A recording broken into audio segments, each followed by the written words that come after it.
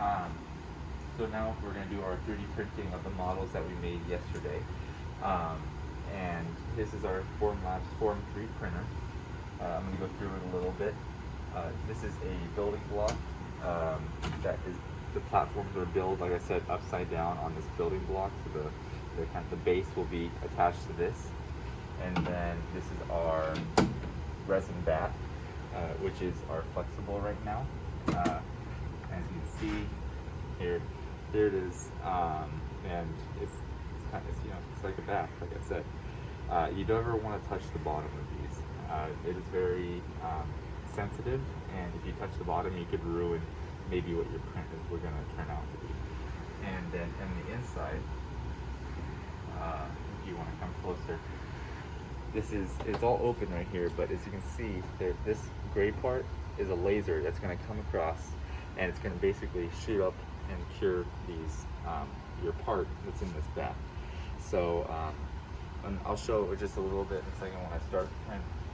And then here is our IPA bath, and you can just open it up, and then you throw your parts in there, and then it's like a bath. So you put it in there, you'll drop it back down, and all the IPA will start swirling around. And I'll show that in the post-cure. But then here is our it's some mold stuff. This is our oven. It's a post-curing oven, and each resin will have a different time in the oven at a different temperature. You basically just have to look that up at a specific. You just type in resin curing times for Formlabs, and it'll give you a list of things to choose from. So, all right, now if you want to get closer, I'm going to open up my print that I did on the last video. Okay. So open recent. Oh, I had to get out of here. There you go. Open recent. So I saved our two 2mm diameter spirals, and there we are. Here's what I made yesterday. So printability is still good. All the print time and layers and everything is still good. It's connected to Constant Korea. I use a wired connection. You can do a non-wired or a wireless connection and start the print remotely, but I wouldn't recommend it. I like to be here to see that everything is okay before I start. And then everything is ready, so I just press this that orange button right there. You upload the job. It's uploading. It'll show up on here, and when it's done, you basically just start the print. You want to make sure that your cartridge, which is this one right here, this is what the cartridge looks like. This stuff are flexible. Then you always want to make sure that it's open, because you need airflow to make sure it pumps out properly. So 87%, we're at 100% now.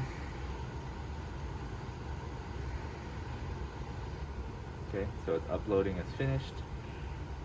Wait for that to go away. Now we're going to press print. It's going to remind you to open up the air vent. It's going to remind you to make sure you fasten the block. Now it's preparing to print. This could take a couple minutes, so I think I'm just going to end the video here. But if you get any type of warnings, it will show up on here. This will start flashing. This light back here will start flashing, and then you kind of have to kind of fix what's happening. There's a bunch of different things you can get, like this leveling. The printer could be out of an unleveled position, so you have to fix that, or you need just a software update, which you do with Preform. But once you start a print, you can also track it online. It'll start on this Preform. It will show track print online. Oh, and you can kind of see, if you want to get closer, it's moving back and forth. You see that? I do not, and there's a really big glare in the video too. Oh, it is? Yeah, you can see it a little bit. Yeah. But it goes back and forth, and it's measuring right now how much resin is in the bath. So, but yeah, that's that video, and then I'll do a post curing in just a little bit. So, sound good?